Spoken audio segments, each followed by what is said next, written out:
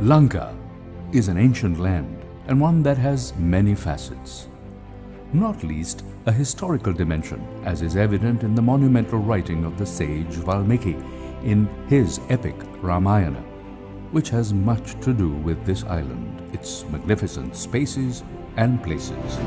There are many places of interest in Sri Lanka which are associated with this legend. It is also said that there are 50 sites in Lanka scattered over the length and breadth of the island that are associated with the Ramayana.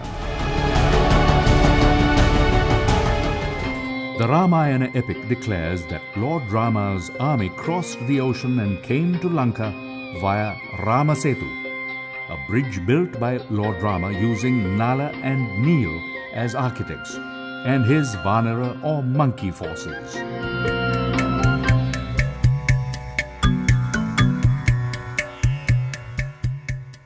It is believed that the city of Lankapura once stood in these jungles. Sita Kotua means Sita's court. According to the local legend, Sita was kept in captivity in a mansion here. Another location is the Sita Amman temple, which stands beside a stream where Sita bathed when in captivity.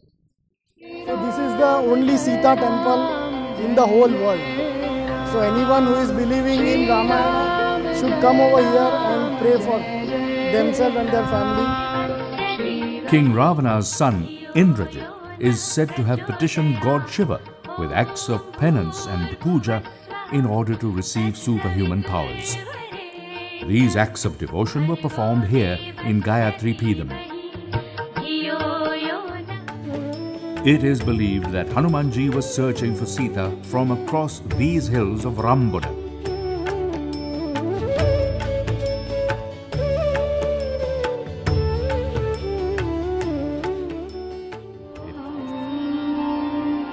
Even today, devotees arrive in large numbers at the Shiva temple at Tirukoneshwaram. This temple is said to date to the Ramayana era. It is said that Tirukoneshwaram was built by the sage Agastya on the instructions of God Shiva, who was impressed by the devotion of King Ravana.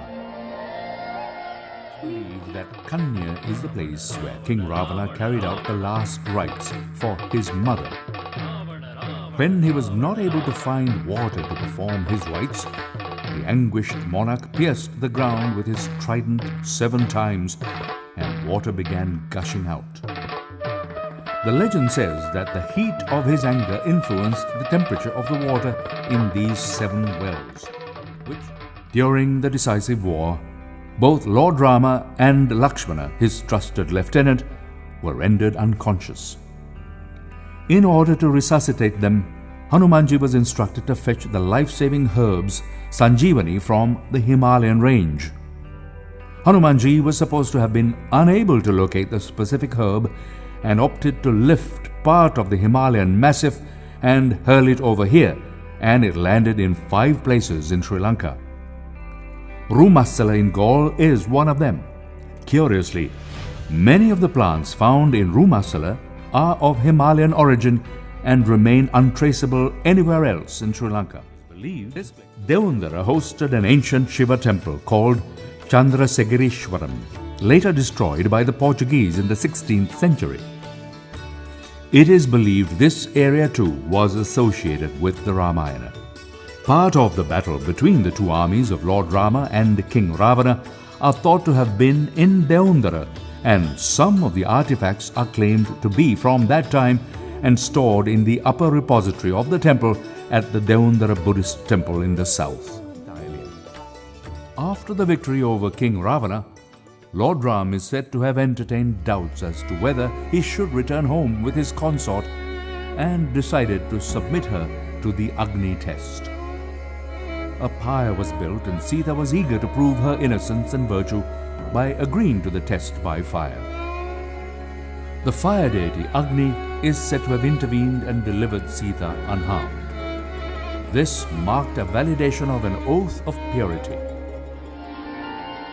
Following victory in battle, Lord Ram is said to have travelled using an airborne craft belonging to the vanquished King Ravana and arrived at Muneswaram on his way back to Ayodhya. This temple is located on the northwest coast of Sri Lanka. Lord Ram appealed to God Shiva, who was the guardian deity at Muneswaram, to relieve him of the pain of heart and the fear that he was being followed by a nemesis.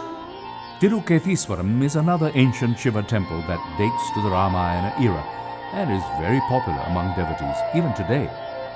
Here the belief is that Lord Rama prayed to God Shiva to be rid of the Brahmahasti dosha after killing King Ravana. That there has been much that has been exchanged, and the confluence of those traditions only illuminate the relationship the two nations and their people have enjoyed over the ages. Establishing and building on those relationships is for the benefit of all, and how wonderful to be able to visit and comprehend for oneself the evidence of Lanka's past with the present continent of India.